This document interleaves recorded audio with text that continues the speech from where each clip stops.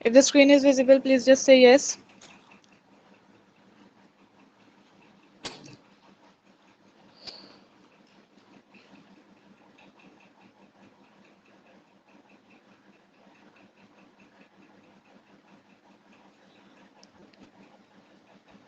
Screen visible है मेरी? Yes ma'am. Okay. तो सी यहाँ पे नेम जो है सब्जेक्ट का तुम्हें डिजिटल सिस्टम्स एंड आर्किटेक्चर दिख रहा होगा इंस्टेड ऑफ कंप्यूटर ऑर्गेनाइजेशन, ठीक है। तो कंप्यूटर ऑर्गेनाइजेशन एंड आर्किटेक्चर जो है ये प्रीवियस ईयर तक था तुम लोगों को सब्जेक्ट, अभी भी वही सब्जेक्ट है, बस इस साल से यूनिवर्सिटी ने उसका नेम जो है वो चेंज करके डिजिटल सिस्टम्स एंड आर्किटेक्चर कर दिए हैं। तो यहाँ पे सिलेबस जो है वो बिल्कुल सेम है, जैसे पिछले साल था वैसे ही थोड़ा ऊपर नीचे हो गया है और कुछ एडिशनल चीज़ें आ गई है। बाकी प्रीवियस ईयर वाला जो सिलेबस है वो सेम है, तो चेंजेस सिलेबस में नहीं है, चेंजेस सिर्फ नेम में है। नेम हो गया है तुम्हारे सब्जेक्ट का डिजिटल सिस्टम्स एंड आर्किटेक्चर, ठीक है। अब ये वाले सब्जेक्ट में भी 3 यूनिट्स रहेंगे तुम्हारे। नॉर्मली हर सब्जेक्ट में कितने यूनिट्स कंसिस्ट करते हैं? 3 यूनिट्स कंसिस्ट करते हैं। तीनों यूनिट्स में अलग अलग चैप्टर्स होते हैं। So there is a unit 1, unit 2 and unit 3 as we have seen in soft skill as well. Unit 1 में देखोगे तो 2 चैप्टर्स नजर आ रहे, यूनिट 2 में देखोगे तो 2 चैप्टर्स नजर आ रहे हैं, एज वेल एज यूनिट 3 में देखोगे तो 2 चैप्टर्स नजर आ रहे हैं। बेसिकली सॉफ्ट स्किल के कंपैरिजन में बहुत ही छोटा सब्जेक्ट है। छोटा सब्जेक्ट वाई? बिकॉज इसके प्रैक्टिकल्स भी होने हैं, सॉफ्ट स्किल के प्रैक्टिकल्स नहीं है हमें, इसीलिए थियरी पार्ट जो है वो बहुत ज्यादा वास्ट दिया हुआ है। इसके प्रैक्टिकल्स भी देखेंगे। तब यहाँ पे जो है रेफरेंस बुक्स थोड़े डिफरेंट दिए हैं इन लोगों ने, that's why I have installed one new reference book जिसके अंदर इसका जो न्यू कंटेंट है सिलेबस का वो सारा कुछ दिया हुआ है। तो today I start preparing the notes of your this subject, और कल से जो है हम पर्टिकुलरली इसके रेगुलर क्लासेस जो है स्टार्ट करेंगे। तो देखो क्या क्या इसमें दिया हुआ है, इसमें कंसेप्ट्स कौन कौन से दिए हुए। पहले तो देखो लर्निंग आउटकम्स इसके क्या क्या निकल के आएंगे। सब्जेक्ट्स में देखो after successful completion of this course students would be able to, क्या क्या कर सकते हो, to learn about how computer system works and underline principles. क्या क्या सीख पाओगे तुम इसमें, किस तरह से कंप्यूटर सिस्टम्स वर्क करते हैं, ठीक है, उनके कौन कौन से प्रिंसिपल्स होते हैं, ये सारी चीजें हम देखेंगे इसमें। फिर to understand the basics of digital electronics needed for computer, फिर कंप्यूटर के लिए जो डिजिटल इलेक्ट्रॉनिक्स लगते हैं, ठीक है, कौन कौन से सिस्टम, कौन कौन से गैजेट्स, कौन कौन से यूटिलिटीज लगते हैं, ये सारी चीजें हम देखेंगे, इलेक्ट्रॉनिक यूटिलिटीज। फिर उसके बाद देखो to understand the basics of instruction set architecture for reduced and complex instruction sets. Instruction के सेट्स क्या होते हैं ये सिलेबस में हम लोग देखेंगे। तो advance instruction set, basic instruction sets, बहुत सारे इस तरह की चीजें होती है। ये सारी तुम लोग मैथमेटिकल पार्ट में जब मैथ्स पढ़े रहोगे 11th 12th में, उसमें बहुत सारी चीजें देखे रहोगे, बूलियन अलजेब्रा, लॉजिक गेट्स, तो ये सारी चीजें आई गेस तुम लोगों को याद भी रहेगी। बहुत सारा कंसेप्ट जो है ये सिमिलर है तुम्हारे मैथ्स से जो तुम 11th 12th में पढ़ चुके हो। तो लॉजिक गेट्स एंड ऑल ये तो शायद फिजिक्स वगैरह में भी पूछा जाता है, इसके अलावा मैथमेटिक्स में भी तुम लोग पढ़ चुके रहोगे। उसके बाद देखो to understand the basics of processor structure and operation. Processors क्या होते हैं, प्रोसेसर्स की वर्किंग क्या होती है, उनका काम क्या होता है, किस तरह से वो वर्क करते हैं, उनका स्ट्रक्चर क्या होता है, उनके ऑपरेशंस क्या क्या होते हैं, ये सारी चीजें हम देखेंगे। To understand how data is transferred between the processor and input output devices. इसके अलावा डेटा ट्रांसफर किस तरह से होता है। देखो बेसिकली कंप्यूटर स्ट्रक्चर को पढ़ोगे, कंप्यूटर ऑर्गेनाइजेशन को पढ़ोगे, तो इसमें 2 पार्ट होते हैं। एक तो हार्डवेयर पार्ट इन्वॉल्व होता है और दूसरा होता है सॉफ्टवेयर पार्ट।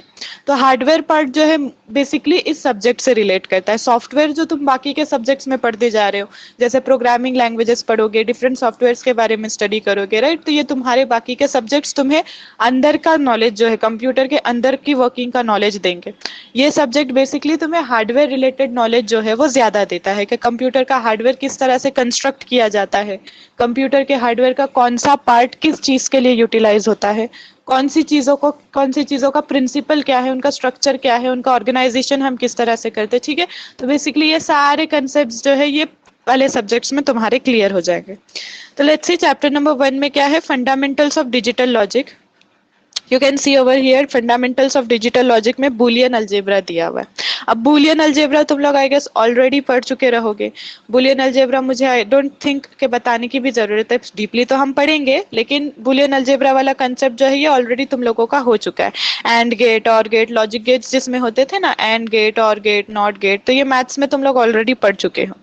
इसके अलावा उसके सिंप्लीफिकेशन ऑफ लॉजिक सर्किट्स भी तुम लोग देख चुके रहोगे फिजिक्स में, बट इसमें हम डीपली देखेंगे क्योंकि पिछला वाला हमें याद नहीं रहता मोस्ट ऑफ द केस में, तो ये सारी चीजें हम डीपली देखेंगे कल से। उसके बाद देखो अल्जेब्रिक सिंप्लीफिकेशन है, Karnaugh maps, multi combinational circuits, adders, muxes बोले तो multiplexers, demultiplexer, sequential circuits, flip flops, SR, JK and D counters, synchronous and asynchronous counters. तो ये सारे जो है ना ये पार्ट्स होते हैं हमारे कंप्यूटर ऑर्गेनाइजेशन के अंदर। तो हमारे कंप्यूटर रिलेटेड जो सारी चीजें होती है वो इसी में डिपेंड करती है कि किस तरह से सारे छोटे छोटे पार्ट्स को कंबाइन करके कंप्यूटर का स्ट्रक्चर बनता है, एंड देन उसको हम किस तरह से ऑर्गेनाइज करते हैं उसकी प्रॉपर वर्किंग लाने के लिए। तो ये सारी चीजें जो है हम किस में देखेंगे, तुम्हारे डिजिटल सिस्टम वाले सब्जेक्ट में देखेंगे, डिजिटल सिस्टम एंड आर्किटेक्चर वाले सब्जेक्ट में। उसके बाद देखो कंप्यूटर सिस्टम के बारे में भी बताया गया है। कंप्यूटर सिस्टम में देखोगे तो comparison of computer organisation and architecture, दोनों का कंपैरिजन करके बताया हुआ कि कंप्यूटर ऑर्गेनाइजेशन क्या होता है और कंप्यूटर आर्किटेक्चर क्या होता है। फिर उसके अलावा computer components and functions, computer के कंपोनेंट्स क्या होते हैं, उनके अलग अलग कंपोनेंट्स की फंक्शनैलिटीज क्या होती है। अब बेसिक हम लोग कंपोनेंट्स देखें तो जैसे हम लोग स्टडी करते हैं कंप्यूटर में एक सीपीयू होता है, मॉनिटर होता है, माउस होता है, कीबोर्ड होता है, ठीक है। तो ये सारी चीजें जो कंपोनेंट्स है, ठीक है, ये कंपोनेंट्स की फंक्शनैलिटीज क्या होती है। उसी तरह से हम अंदर के कंपोनेंट्स देखेंगे इस सब्जेक्ट के अंदर, कि अंदर के क्या क्या कंपोनेंट्स होते हैं और उनकी फंक्शनैलिटीज क्या क्या होती है। फिर उसके बाद स्ट्रक्चर देखेंगे, bus interconnection, input output devices देखेंगे, इनपुट आउटपुट मॉड्यूल्स देखेंगे, programmed input output, interrupt driven input output, direct memory access, बहुत सारी चीजें हैं जो तुम लोग ने पहले नहीं देखी।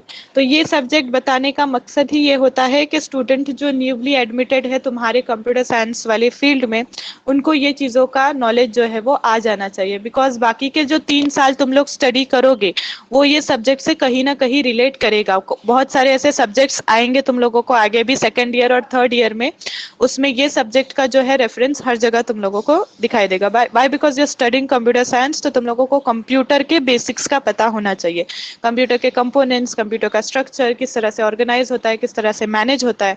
तो ये सारी चीजों का पता हम लोग देखेंगे, वन बाय वन ये सब्जेक्ट को स्टडी करेंगे deeply.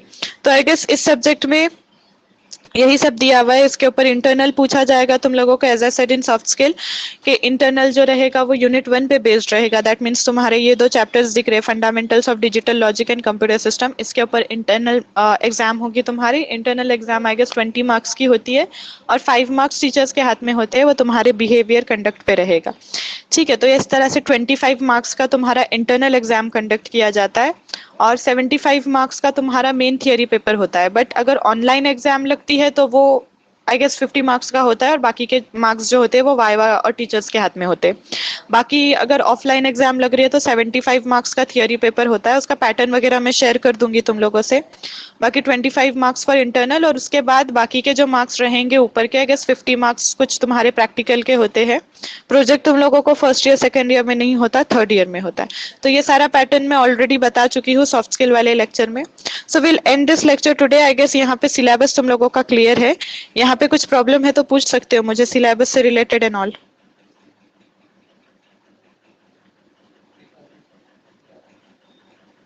Is there any issue related to syllabus और द सब्जेक्ट? कुछ समझ में नहीं आया तो पूछ सकते हो मुझे।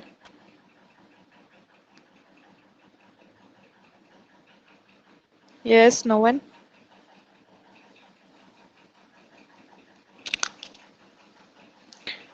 ठीक है, then will take a conduct our lecture on soft skill at 11:30 sharp. तो 11:30 पे सारे स्टूडेंट्स ज्वाइन हो जाना। I conduct the lecture of soft skill today, ठीक है। So we'll end the lecture today and we'll start this lecture from tomorrow. तो कल से सबने रेगुलर बेसिस पे प्रेजेंट रहना है क्लास पे, कोई भी एब्सेंट नहीं रहेगा। और किसी का अगर कोई जेन्युइन इशू है कि कोई किसी रीजन मजबूरी की वजह से अटेंड नहीं कर पा रहा है तो प्लीज मुझे क्लास के पहले मैसेज कर दो, टेक्स्ट कर दो कि ma'am due to some reason we cannot be present in the class. So I can understand that, but जानबूझ के क्लासेस को मिस नहीं करना है, वरना तुम्हारा ही लॉस है, तुम लोगों को उसका जो पार्ट है वो समझ में नहीं आएगा। Because this is your first semester और यहाँ पे जितना ज्यादा नॉलेज ग्रास्प करने की कोशिश करोगे उतना काम आएगा तुम लोगों को सेकेंड और थर्ड ईयर में, ठीक है। तो लेट्स एंड दिस सेशन। अल्लाह हाफिज, बाय बाय।